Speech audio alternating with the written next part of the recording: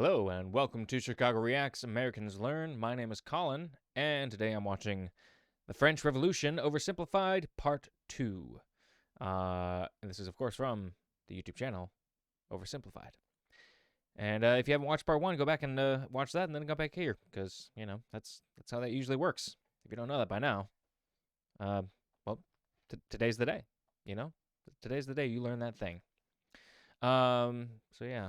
Last we left off, I believe Marie Antoinette just narrowly escaped getting probably murdered from a crowd of angry citizens, starving citizens. And I think that one was actually led by a group of women, from what I remember the video saying, which I don't remember from that bit of history. There's not a ton of details that I remember from the French Revolution, but I know a little bit.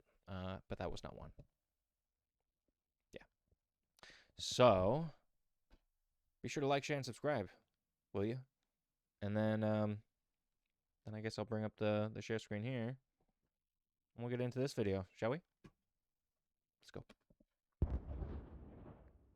King Louis and his family were now in the Tuileries Palace in Paris, where for the next couple of years, he watched as the revolutionary government began to strip away his power. And fearing for his safety, he had to stay on their good side. Hey, look who it is. It's my favorite revolutionaries. Yep, I'm your #1 fan. What can I do for you? Hey, King Louis. So we've made a few decisions. First, all of your friends in the nobility are gonna have to pay taxes the same as everyone else.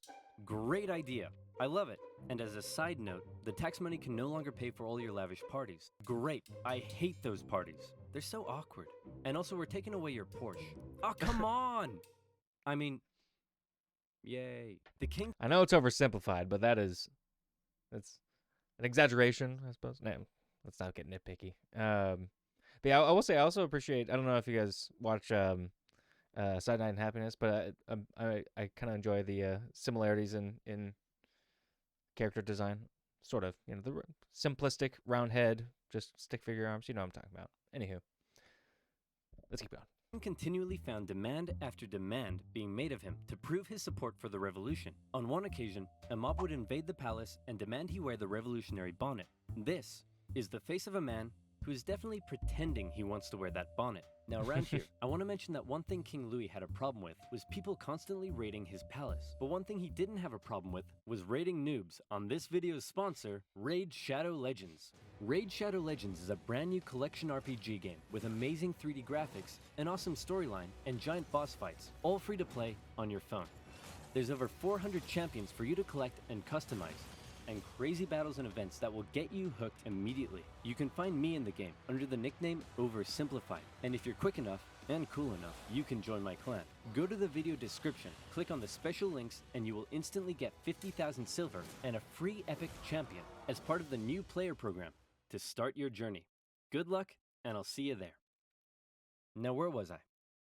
Oh yeah. Seeing the situation rapidly turning against him, the king decided it might be a good idea to leave France and mount a campaign to retake his country from abroad. Luckily for him, he was married to an Austrian, so on the night of June 20th, 1791, the king and his family disguised themselves as servants and attempted to flee to the Austrian Netherlands. The royal carriage made a stop in the town of Varennes, and the postmaster there was like, "Hey guys, what's up? Where are you off to? We are but a collection of inconspicuous servants heading for the border for no particular reason at all." Did they really do that in their royal carriage, though? Like, is that historical fact, or is this? I mean, because that would seem really dumb, you know. Even if you're wearing disguises, like, I'm guessing it probably wasn't common back in the day to allow servants to ride inside of the royal carriage. I mean, that would get them pulled over right away. Like, you don't belong in this vehicle. Yeah, but maybe he has some kind of explanation. Let's see. Say, you, the fat one, you look kind of familiar. Aren't you the king? Nope.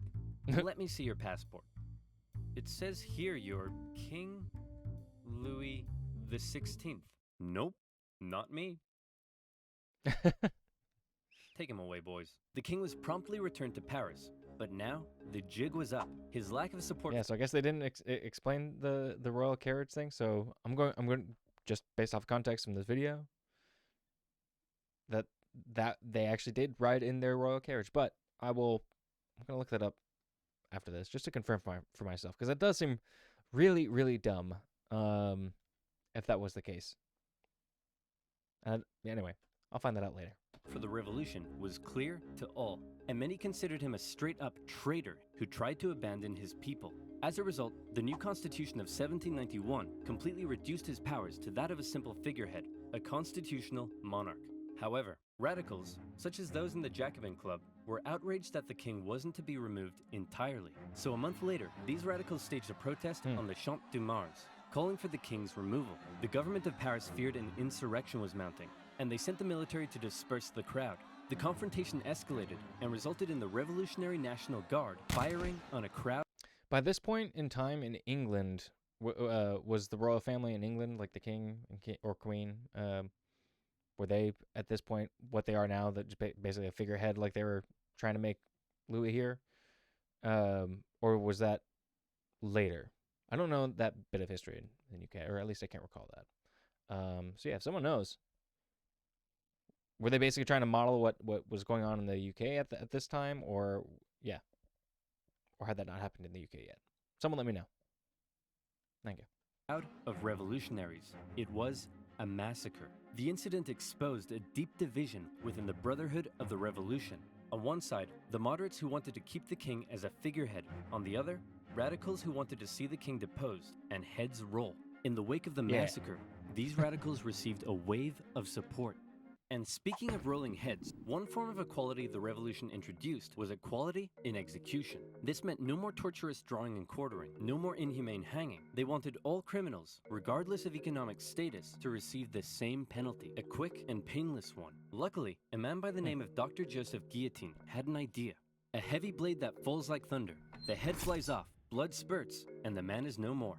The guillotine, otherwise known as the national razor. The guillotine made its debut in 1791 as the new form of execution. The writings of Marat and others continued to call for the execution of anyone suspected of working against the revolution. For him, this included some members of the clergy and nobility who had previously benefited from the cruel system of inequality that existed before the revolution. So, I'm not really for the death penalty.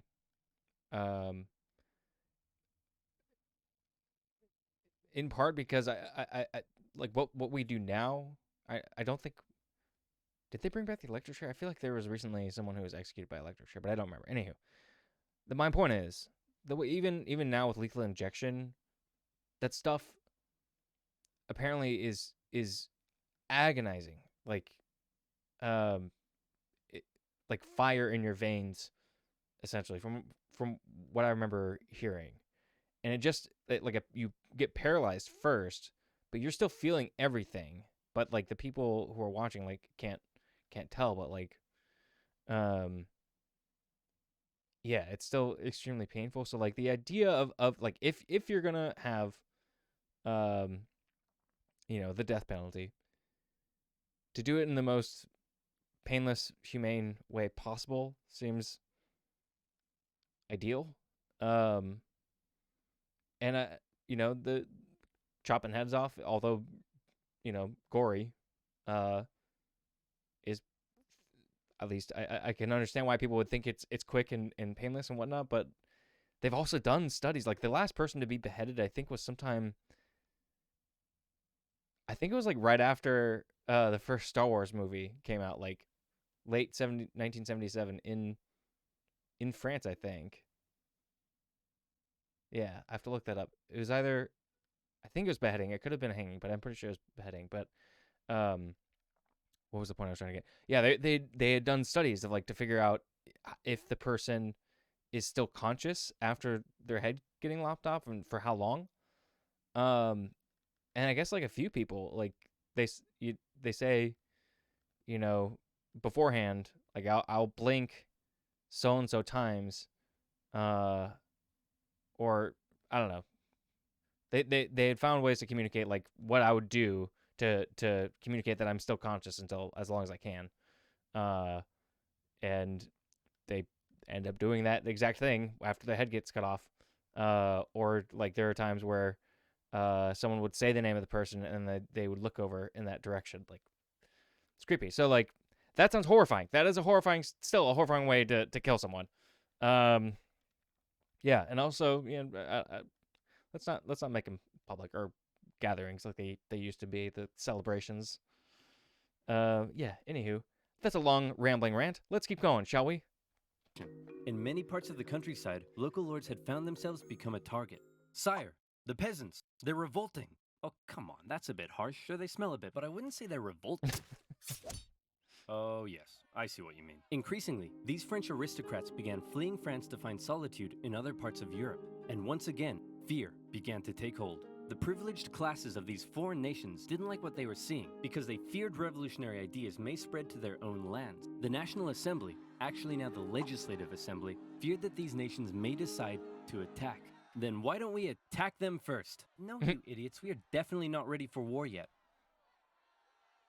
Did somebody say something? France declared war on Austria in April 1792 and immediately got pummeled. It also didn't help that Austria's ally, Prussia, joined in the fighting. The Prussian Duke of Brunswick posted a letter warning the revolutionaries that if anything happened to the king, he would burn Paris to the ground. The Duke's letter proved to be a massive success in inspiring the people of Paris to do the exact opposite of what he intended. They were enraged by the threat, and on the 10th of August 1792, the tension in the city exploded, and a mob stormed the king's palace. Fighting broke out between the revolutionaries and the king's Swiss guard, with casualties in the hundreds. King Louis fled and took refuge in the chamber of the Legislative Assembly, where Robespierre and his radical Jacobins were gaining ever more power. Given the developing situation, the chamber decided to hold a vote, and in what some considered to be a second revolution, it was decided to suspend the monarchy entirely. King Louis XVI was now just plain old Louis, and he was sent to a prison cell where an eye could be kept on him.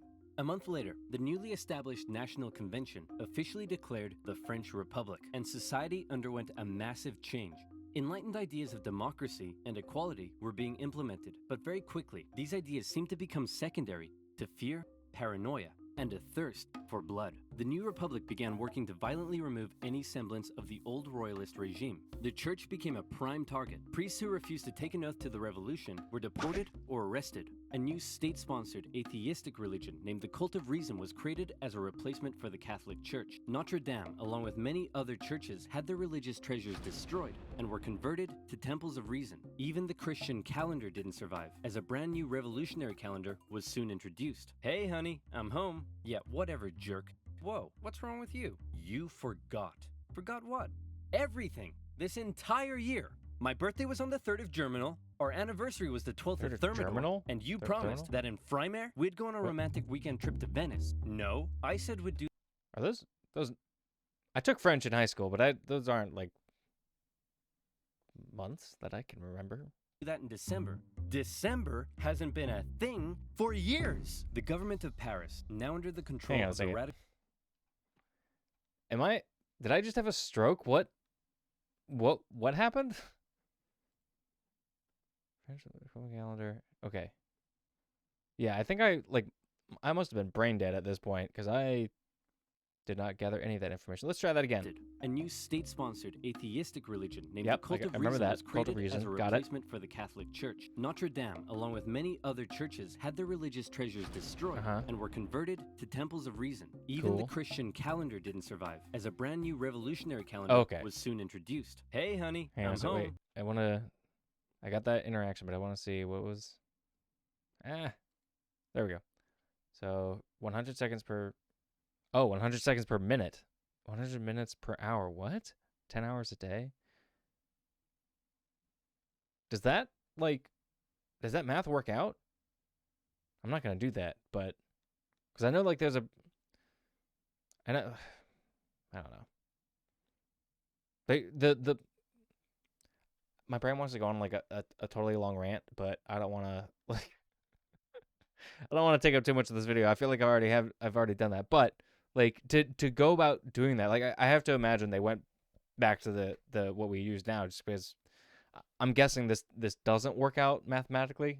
But that's interesting. I didn't know that. Huh. Okay. Now I understand the jokes and why the months didn't sound like months that I recognize in French. So So let's go back to where we were initially left off, and yeah. Now under the control of the radical sans-culottes, began rounding up suspected enemies of the revolution and sending them to prison in the thousands. Naturally, a large number of those arrested were members of the clergy and aristocracy.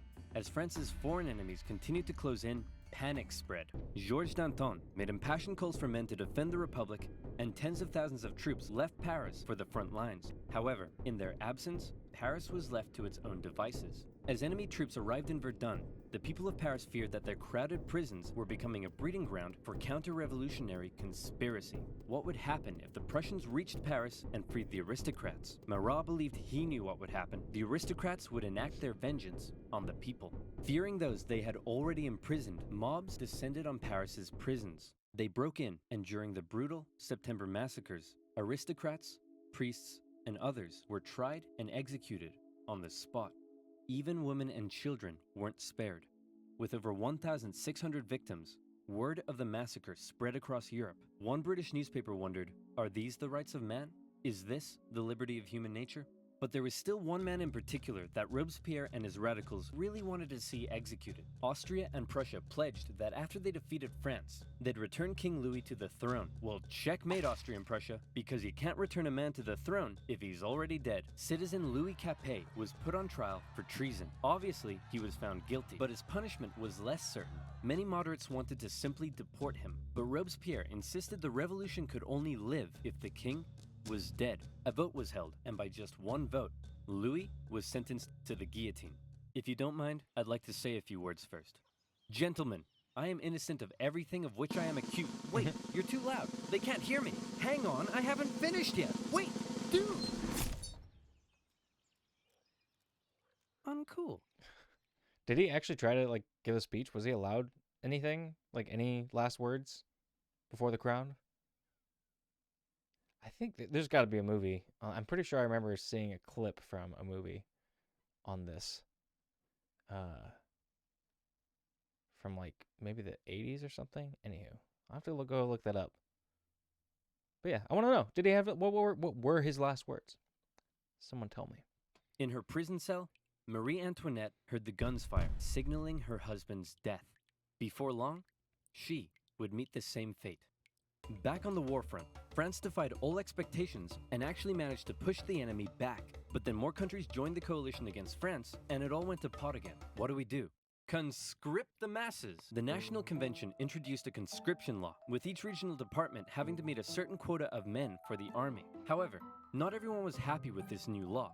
You see, while Paris was definitely a hotbed for radical revolutionary fervor, some of the regions outside of Paris weren't quite so keen on the revolution. Some were largely still conservative, still supported the church, and just didn't suffer from that much inequality before the revolution. So as the revolution turned increasingly violent and anti-Christian, many were outraged. Now, they were being conscripted to fight for the new republic they hated. That was the last straw. Counter-revolutionary uprisings erupted in a number of regions across France. Some would last for years, such as in the northwest, where a large-scale uprising was led by the Owls. Why were they called the Owls? Because their leader was named Jean Owl. Why was he called Jean Makes Owl? sense. Possibly because he could do a really good impression of an owl. Really? That's what we're going with? Owls? Just because this guy can do an impression of one? Hit him with it, Jean. Hoot, hoot. Yeah, okay, that's pretty good. Impressive. The Chouannerie uprising lasted all the way until 1800. In the summer of I really hope they did do 1793, that. The southern city I really hope that they were just hooting on the battlefield like that as their battle cry. That would have been entertaining to see. Toulon invited the British Navy over for some tea and crumpets, and then they asked if they'd possibly like to stay and occupy the city. Being an important naval base, this was a heavy blow to the Republic, who sent a relatively unknown young captain by the name of Napoleon Bonaparte to help stage the siege of the city. Toulon was recaptured by France in the winter, and for his service, Napoleon was promoted to the rank of Brigadier General. The most infamous counter-revolution, however, occurred in the Vendée region. Throughout 1793, revolutionary forces clashed with the region's Catholic and Royal Army. The Republic defeated the counter-revolution through cruel pacification. In particular, General Jean-Baptiste Carrier committed brutal atrocities. In one instance, he had thousands of civilians, priests, women, and children tied to ships, which were then sunk. Carrier would later be found guilty of war crimes Jesus and Christ. executed. Back in Paris, the government was still dominated by moderates. With the war going badly, revolts in the provinces, and the economy getting worse, it seemed the government just wasn't doing a very good job. Radicals' fear for the safety of the revolution intensified, and Marat even began calling for the moderates in the government to be executed. In return, the moderates called for the arrest of Marat.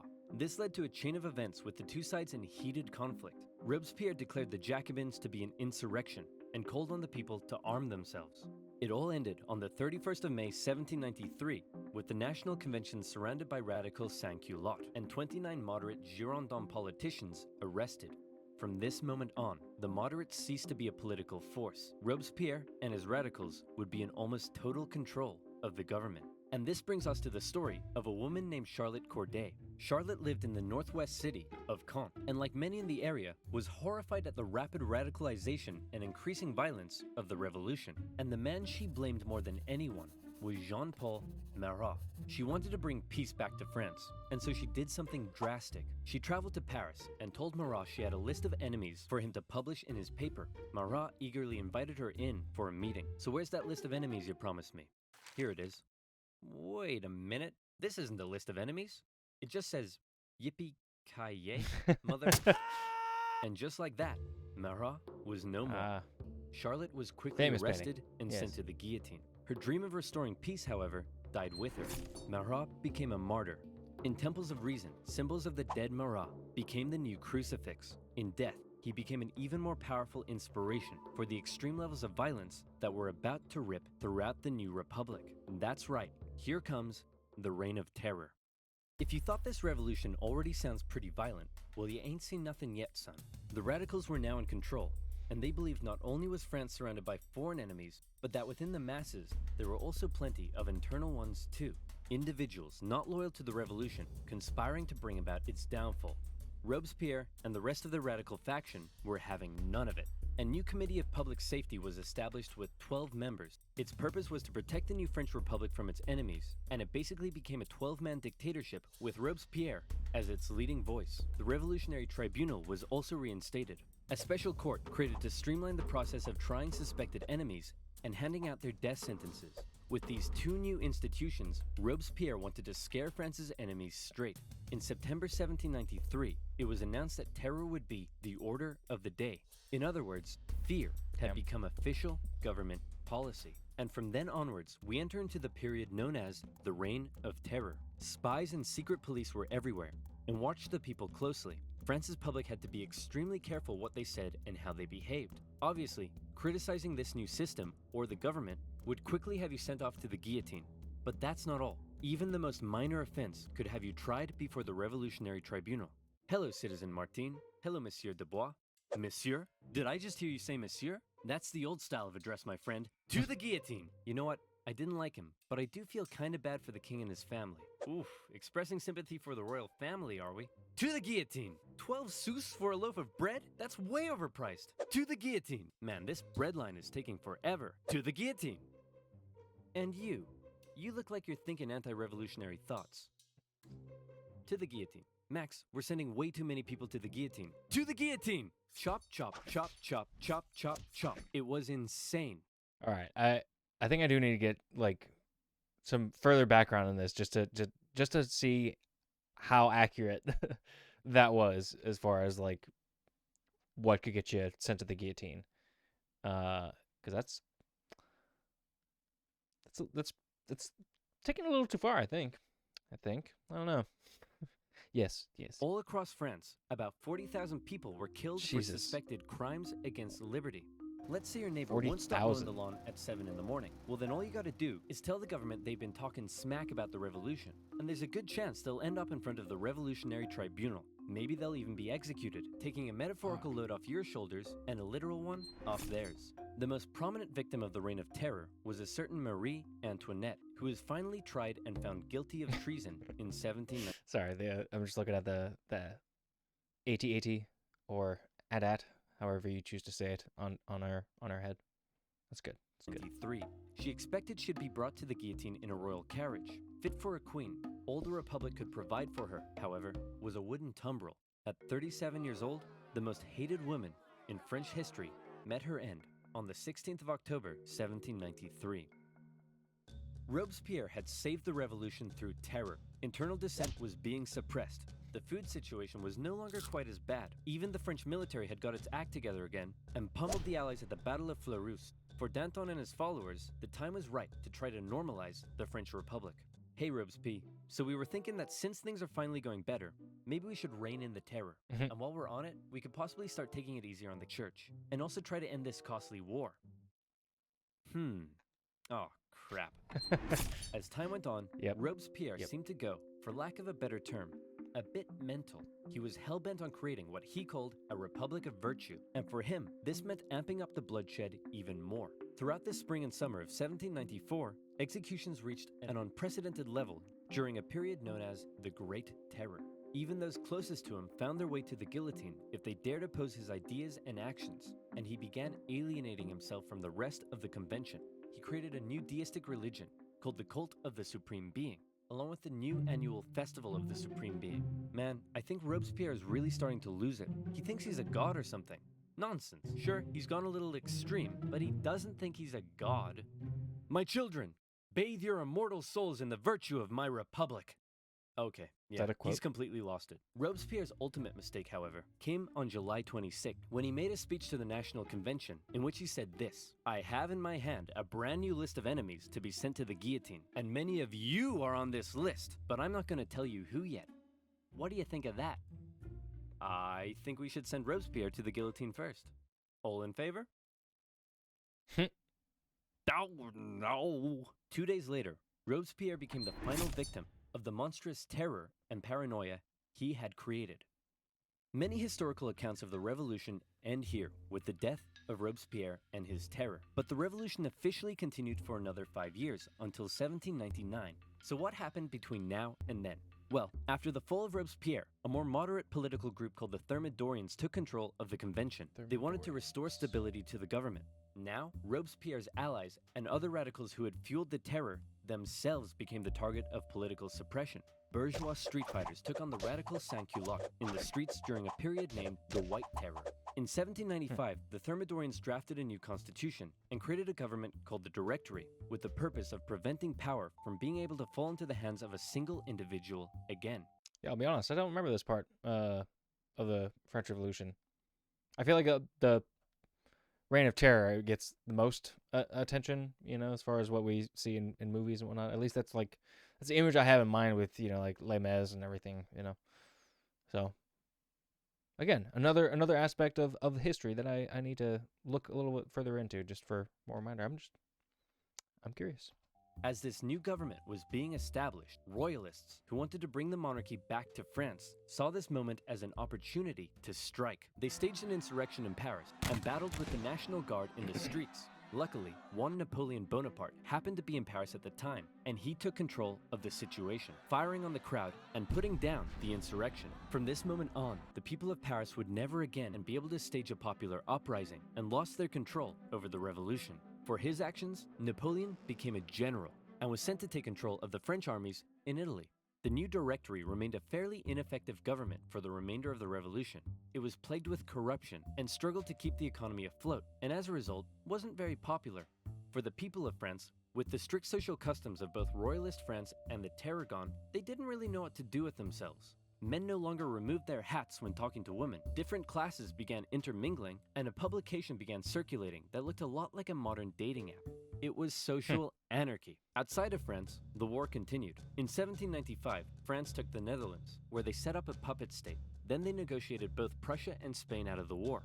The British attempted to land French royalists in the west to reinforce rebellion, but that plan failed. In 1796, the French planned a three-pronged attack with the aim of marching on Vienna and knocking Austria out of the war. The two northern armies were defeated and forced to retreat. However, Napoleon in the south, with groundbreaking military strategy, won battle after battle after battle. He pushed the Austrians out of Italy and began closing in on Vienna. The Austrians freaked out, and Napoleon oversaw the signing of a peace treaty. He had almost single-handedly knocked Austria out of the war, and by the way, he was only 28.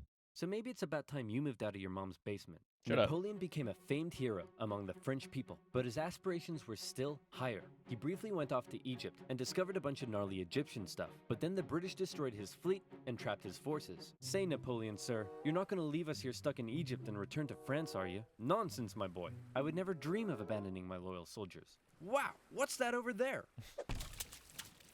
On his return to Paris, Napoleon found himself to be extremely popular, and the government extremely unpopular, and he started getting some power-hungry ideas. Conveniently, a politician named Emmanuel Joseph Sieyès approached Napoleon and said, "Hey man, since you're so popular, do you want to help me stage a coup?"